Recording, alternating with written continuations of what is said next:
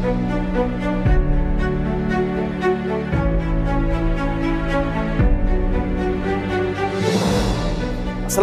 sahabat Bawaslu. Saat ini saya berada di depan kantor desa Krejengan, Kecamatan Krejengan.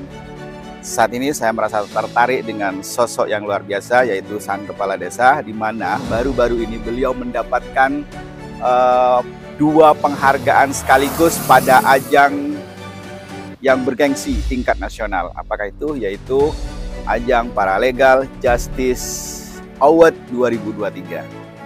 Menariknya, beliau adalah sosok yang menjadi motivator ya, menjadi pendorong bagi perkembangan di desa Krejengan. Perkembangan apa? Perkembangan hukum dan tentu perkembangan desanya juga. Saya tertarik bukan hanya tentang prestasi yang luar biasa, tetapi bagaimana pendapat beliau tentang netralitas aparatur pemerintah pada pemilu 2024. Sahabat Bawaslu, ayo kita bincang-bincang bersama beliau.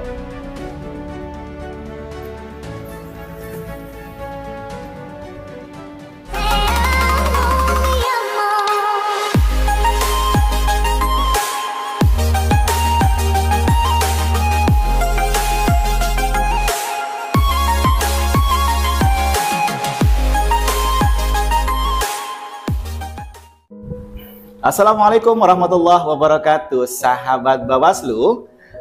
Masih bersama saya Cak Korif dalam podcast Bawaslu Kabupaten Probolinggo.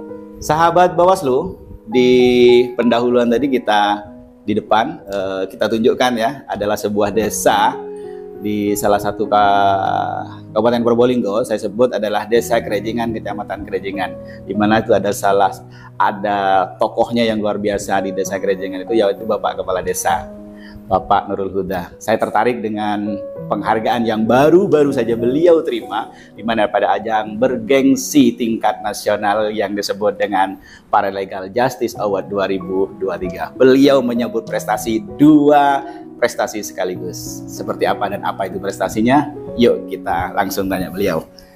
Assalamualaikum. Waalaikumsalam warahmatullahi wabarakatuh. Kepala Desa Krejengan. Siap. Luar biasa, saya kemarin membaca di koran tentang raihan prestasi dari personality yang luar biasa Bapak Nurul Huda, Kepala Desa Krejengan ini. Di ajang bergengsi nasional. Saya kaget sih sebenarnya, kok bisa ini. Siap. Walaupun memang sebenarnya sosok Mas Nurul Huda ini adalah yang memang sering mendapatkan penghargaan-penghargaan, tapi kali ini luar biasa, dua penghargaan sekaligus beliau sahabat. Bagaimana ceritanya nih, dan apa itu penghargaan itu, pada peristiwa apa atau pada ajang apa itu, cerita. Siap. Terima kasih atas kesempatan berkaitan dengan informasi, termasuk juga berkaitan dengan kegiatan Paralegal Justice Award 2023 yang baru saja dilaksanakan oleh BPHN, Kementerian Hukum dan HAM, bekerja sama dengan Mahkamah Agung dan didukung oleh Kementerian Desa dan Kementerian Dalam Negeri. Pada beberapa bulan yang lalu di situ dibuka pendaftaran peluang khusus untuk kepala desa dan lurah se-Indonesia berkaitan dengan Paralegal Justice Award itu.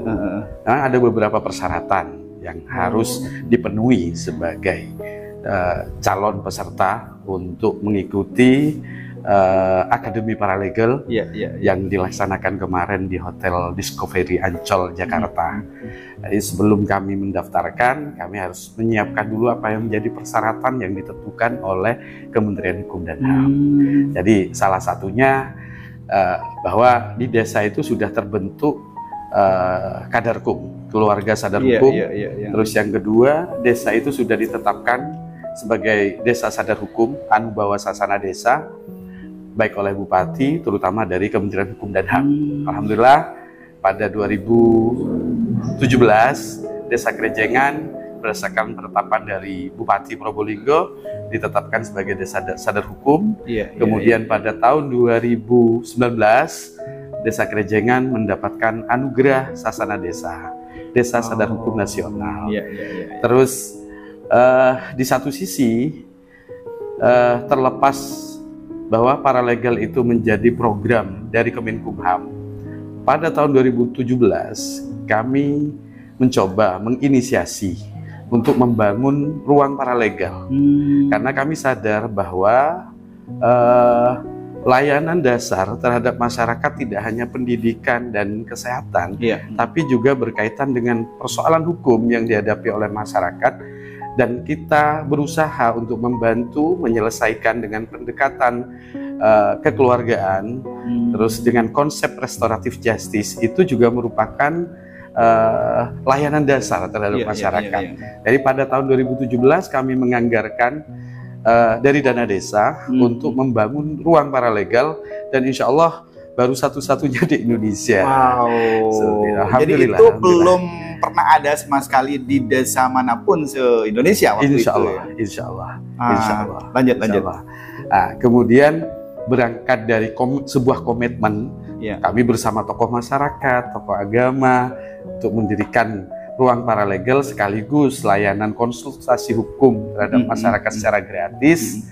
Akhirnya kami tetap melakukan pendampingan, advokasi terhadap masyarakat, baik di tingkat desa, artinya kita berupaya dengan proses mediasi, kemudian bukan hanya non litigasi yang kami lakukan, bahkan sampai litigasi pun juga beberapa kali pernah kami lakukan untuk masyarakat. Tapi dalam tanda kutip persoalan itu yang sifatnya volunteer, bukan kontensius, yang volunteer. Artinya tidak ada pihak-pihak lain dalam perkara itu, lebih kepada kayak permohonan wali pengampu, penetapan ahli waris dan lain sebagainya. Itu kami kawal langsung di pengadilan khusus untuk warga desa Kerejengan. Lah, berangkat dari berbagai hal tadi, kami mencoba untuk mengikuti ajang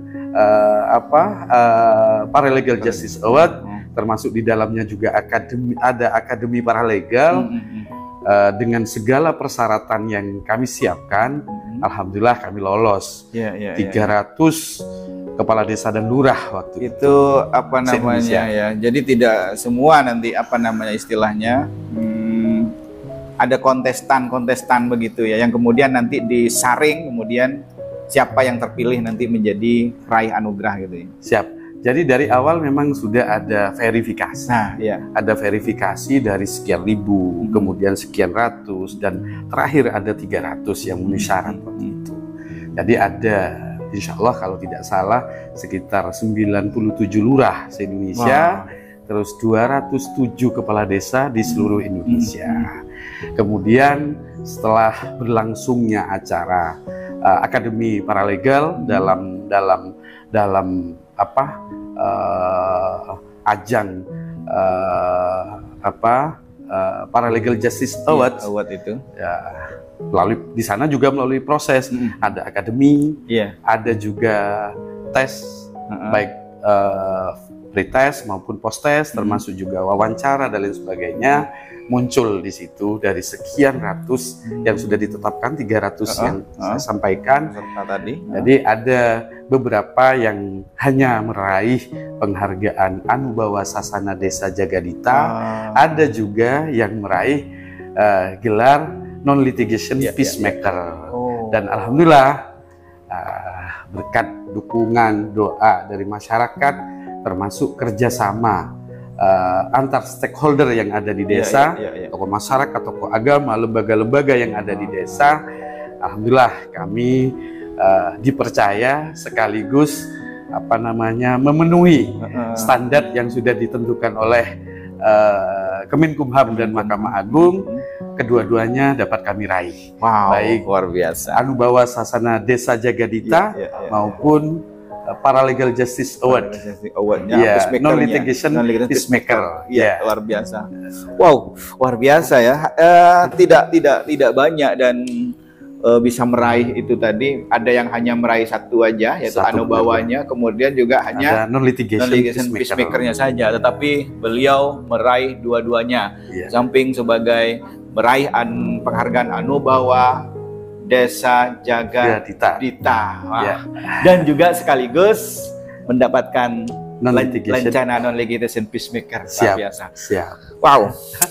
Saya tidak luar biasanya dan semua saya kira tidak berangkat dari tim Salabim, karena itu semua berangkat dari penilaian faktual yang ada di masyarakat tentunya, yang itu tidak bisa dilaksanakan hanya dalam waktu setahun 2 tahun tentunya ya. Artinya tetap kita berproses. Dari proses perencanaan, berangkat dari sebuah komitmen dan lain sebagainya. Ya mudah-mudahan ini salah satu bentuk layanan ekstra, artinya tambahan pelayanan terhadap masyarakat.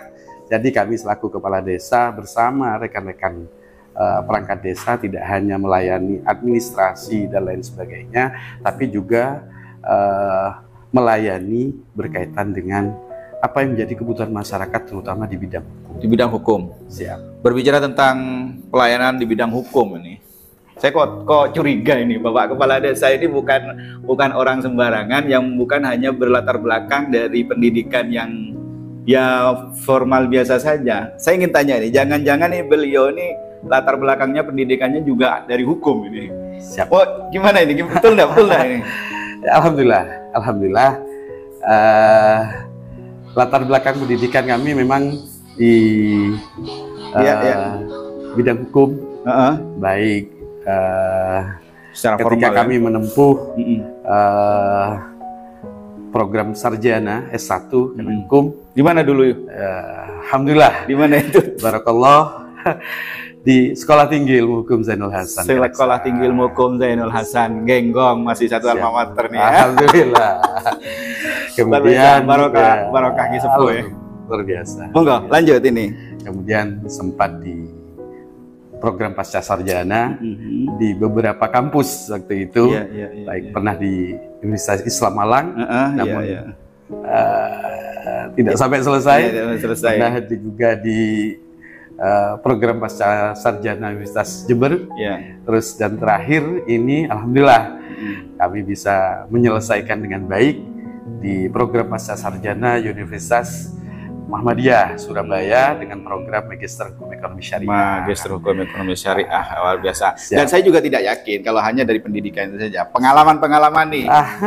Ini saya juga curiga, jangan-jangan pengalamannya juga sebagai orang-orang yang bergerak di bidang hukum. Sebelum jadi kepala desa? Di samping pendidikan formal yang pernah kami mengenyam, kami juga pernah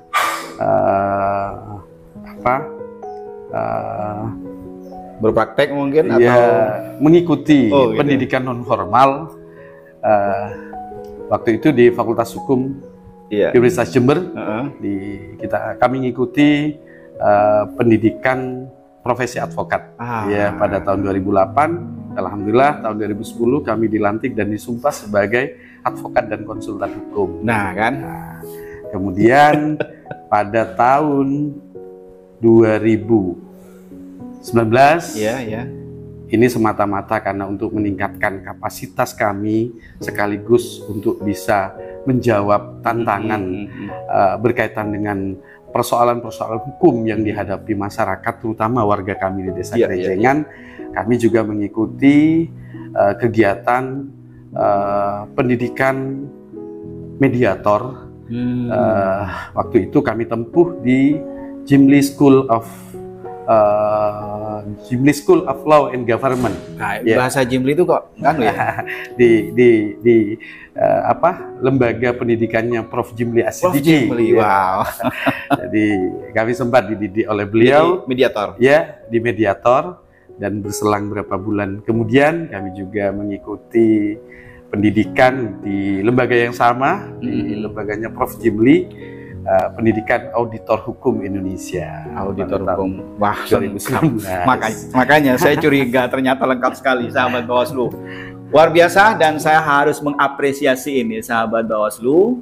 Beliau merupakan salah satu kepala desa yang berprestasi di Kabupaten Probolinggo, dan saat ini beliau meraih 2 prestasi yang luar biasa sekaligus dalam sebuah ajang nasional yang kita sebut tadi adalah The Paralegal Justice Award 2023. Sekali lagi selamat Bapak Kepala Desa. Siap, terima kasih. Luar biasa. Sebelum ini kita lanjut, saya ingin ini Pak Kepala Desa Mas Nurul Huda, karena saya bilang Mas karena beliau lebih jauh lebih muda dari saya, sahabat Bawaslu. Siap. Nah, karena prestasinya yang luar biasa, sahabat Bawaslu, saya ada hal yang ingin saya tanyakan ke beliau tentang permasalahan di pemilu, di setiap pemilu tentunya, termasuk di pemilu 2024 ini, sahabat Bawaslu. Karena beliau sekarang ada di aparatur pemerintahan, maka saya ingin menanyakan tentang apa pendapat beliau tentang netralitas aparatur pemerintah. Nah, kita tanya ya, karena ini beliau sekarang tokoh dan banyak prestasi, perlu kita gali ilmu, pencerahan daripada beliau untuk kita ambil ilmunya, termasuk tentang bagaimana pencerahan tentang netralitas pada pemilu 2024. Mas Huda, saya panggil Mas saja sudah, biar tambah akrab ini. Siap. Dengan prestasi dan pengalaman yang Mas Huda sekarang alami, maka tentu kami sangat penting bertanya kepada Mas Huda tentang netralitas aparatur pemerintah yang tentu ada hubungannya dengan pemilu 2024 ini. Karena kita sebentar lagi kita masuk kepada ajang pemilu, bahkan pilkada juga akan digelar pada tahun yang sama, yaitu kalau pemilu pada tanggal 14 Februari 2024 dan kalau pilkadanya atau disebut dengan pemilihan Pilgub dan Pilbupatinya itu tanggal 27 November 2024. Maka saya ingin tanya tentang pendapat Mas Huda tentang netralitas aparat pemerintahan pada pemilu 2024 ini, apa yang harus dilakukan oleh aparatur pemerintah dalam menjaga netralitasnya? Siap. Pada dasarnya pemilu itu hajat besar bagi masyarakat, terutama masyarakat warga negara Indonesia, khususnya warga kami di Kerejengan, Kabupaten Probolinggo. Paling tidak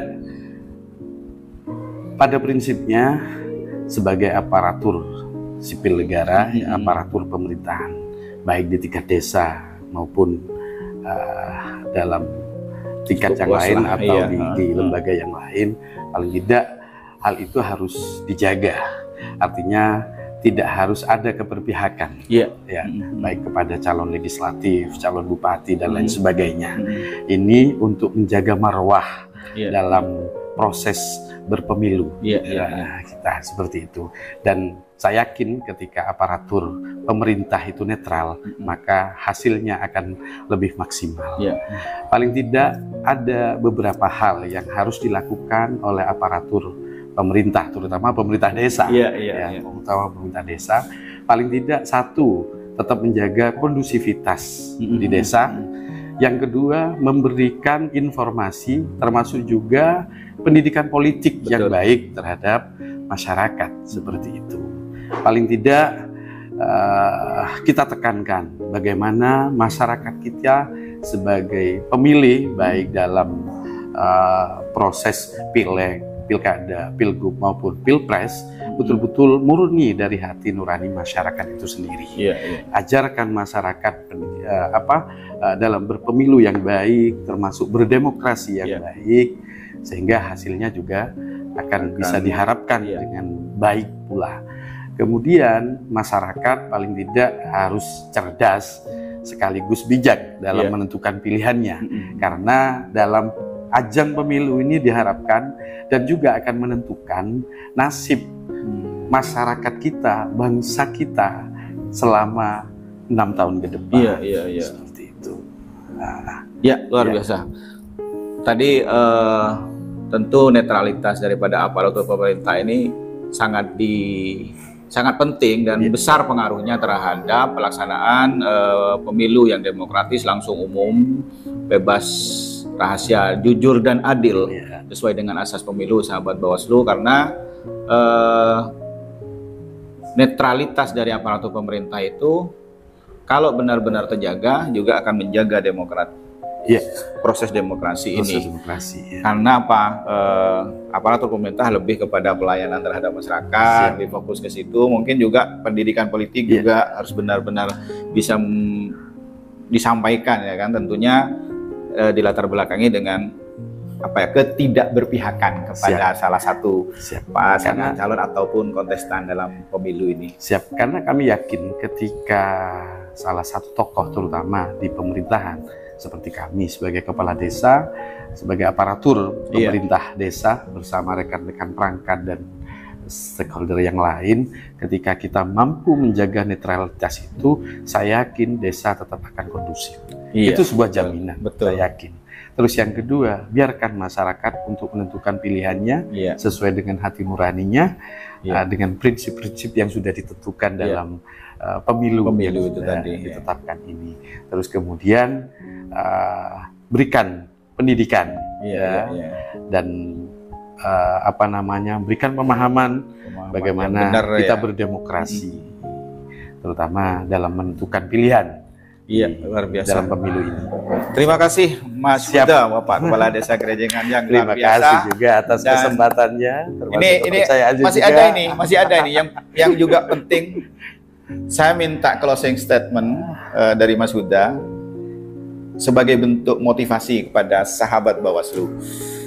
Bentuk motivasi atas apa yang telah diraih oleh Mas Huda. Monggo di sana kamera. Baik. Terima kasih. Pertama kami ucapkan terima kasih kepada beliau, senior sekaligus guru saya, atas perhatiannya. Paling tidak beliau mendidik kami sudah sangat luar biasa. Bisa berproses, bisa berperan, dan mudah-mudahan ini bisa bermanfaat untuk kami, keluarga, termasuk juga masyarakat kami di Desa Gerejengan. Terus yang kedua, paling tidak untuk rekan-rekan Bawaslu di Kabupaten Probolinggo maupun Panwas di tingkat kecamatan tetap melakukan upaya bekerja sesuai dengan dengan tugas dan kewajibannya, tetap semangat bersinergi dengan dengan pelaksana atau petugas pemilu yang lain, baik KPU, PPK, PPS dan lain sebagainya. Paling tidak kita tetap akan siap juga mengawal dan membantu Panwas ke depan dalam melaksanakan pemilu di tahun 2024. Siap. Terima kasih closing statement yang merupakan juga pesan dan motivasi kepada kami, kepada kita semua sahabat Bawaslu. Setidak-tidaknya sahabat Bawaslu bisa mengambil ada salah satu contoh, salah satu sosok yang menjadi motivasi kita untuk menjadi lebih sukses, bahkan untuk bisa mengawal pemilu 2024 ini bersama-sama. Tidak hanya Bawaslu, tetapi kita semua. Sehingga yang perlu kita tekankan adalah bersama rakyat awasi pemilu, bersama Bawaslu tegakkan keadilan pemilu. Saya Cak Korib dalam podcast Bawaslu Kabupaten Probolinggo bersama Nurul Huda, Kepala Desa Gerejengan Kabupaten Probolinggo. Wallahul muwaffiq ila aqwamit thoriq. Wassalamualaikum warahmatullahi wabarakatuh.